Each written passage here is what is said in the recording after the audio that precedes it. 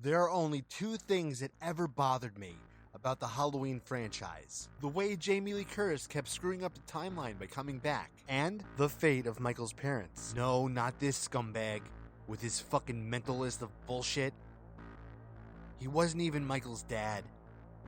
Not even in the smallest sense of the word. He doesn't count. And yes, we all know the incredibly sad story of Deborah Myers. Shaking her ass at the Rabbit in Red, barely scraping by until the day she killed herself, then finding an afterlife as the delusions of her deranged kids. Walking around with some weirdo horse. Regrettably, she doesn't count either, because, well, I'm a big Rob Zombie fan. But no, just no, not a single creative decision in his version was worth a piss. Whereas the writers and directors that came before him, for the most part, went with better ideas, they always seemed so creatively bankrupt when it came to Michael's parents in the original set of sequels.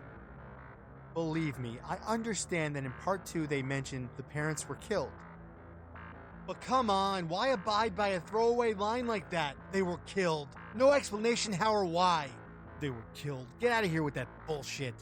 Lines don't get any more throwaway than that, especially in horror films. What makes it even worse is that apparently at one point, the powers that be threw away a creative and logical way to revive at least one of the two. Potentially even both parents. While researching this, I found out that the identity to the tattooed shadowy figure was almost revealed to be Michael's father. You believe that shit? We came so close. It would have been such a better reveal than Dr. Wynn. And you know what else? Revealing it to be Michael's mother would have been just as exciting. Except for the fact it would have certainly drawn comparisons to both Norman Bates and Jason Voorhees. I have no desire to see Michael become a card-carrying member of the horrific yet sad Mama's Boy Club. As a tried and true fan of Halloween's Thorn trilogy, I think the cult aspect would have worked better, had more mileage with a family component.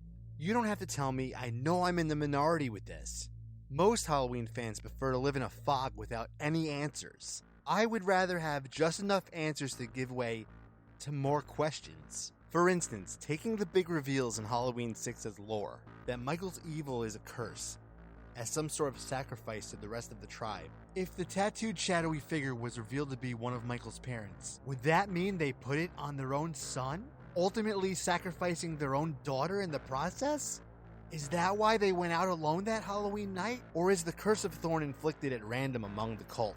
And if your family is chosen, what kind of standing does that put you in with the rest of the tribe? Do you become their leader? Is that the goal? Or do you become some sort of pariah? Alternatively, without the curse angle, I wouldn't mind seeing Michael in another setting. One that wouldn't be nearly as prepared as Haddonfield. It would be like when kids go trick-or-treating in another neighborhood because they know the people who live there are rich and they'll have better candy. I think all Halloween fans know that location adds a certain something to the kills in all of these films.